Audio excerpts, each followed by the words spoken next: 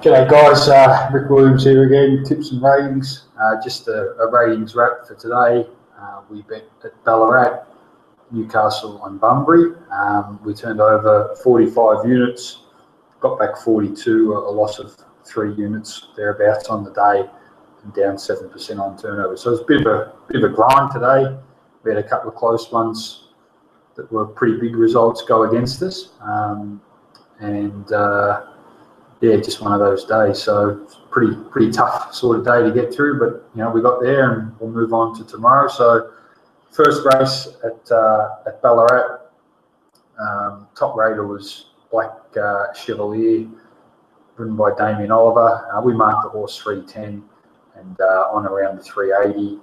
It drifted out late. It threw Oliver off and went for a bit of a run and got out to a better price, but we were all on by then, so we were unable to sort of take that. I think it got out to 440 or something like that. So as you can see, strong in our class, speed, jockey and trainer figures, and it had a good run and won well. And our second raider there, She Says So, was a drifter, probably from I think about low threes out to $5. We jumped in and again pretty solid across the board also, but.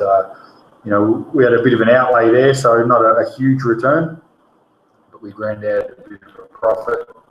On to the next race, and we missed out here. We bet 3.98 units and didn't get back anything. Darren Weir quinelled the race with a couple of horses that were quite big prices. Probably our best hope in the end was a Charton, the Spurden horse. It was just sort of cluttered up a little bit on the fence and couldn't really get out. And ran third, so we struck out there. Onto race 3, we struck out again. We were pretty keen on Excelet here, just sort of didn't really do anything, unfortunately.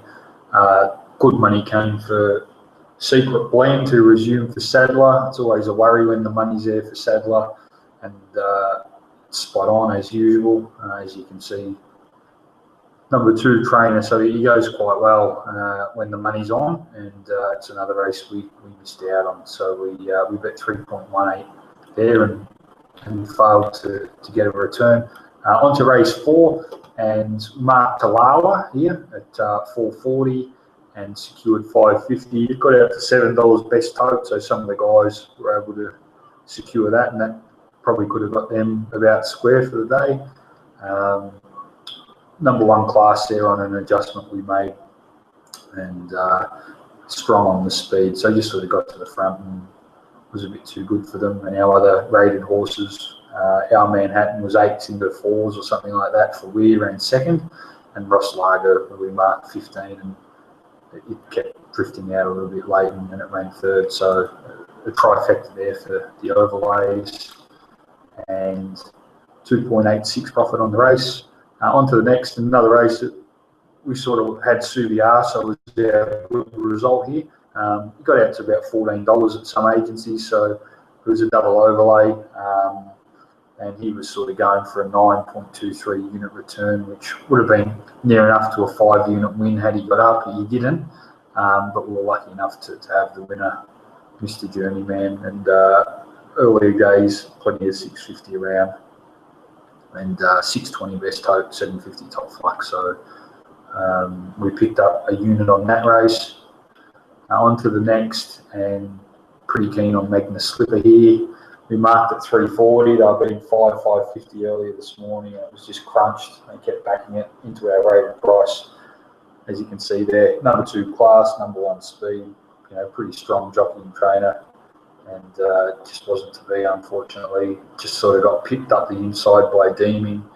It was an 8 unit return that we were looking at, and around about a 5-unit profit for the race.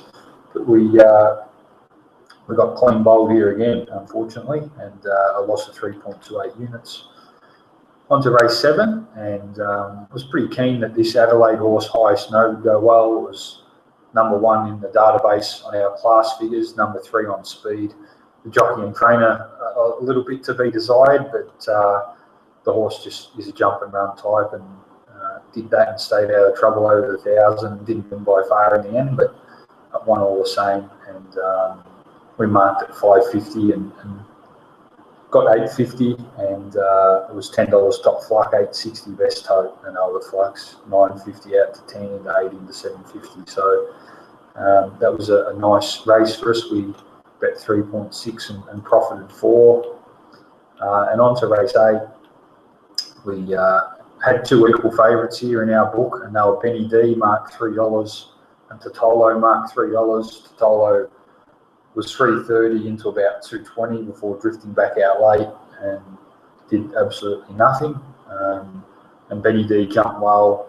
He really box seated this horse and kicked on the turn, and he was a huge result for us. We marked him $3 and was run at $9 and even better best tote. So he just got ran over in the end, and probably just the fact that he was first up and you know, the winner has been up for a while, just hurt our chances, unfortunately, and he went down by a length and cost us a 15-unit return, which would have been lovely, but that wasn't to be.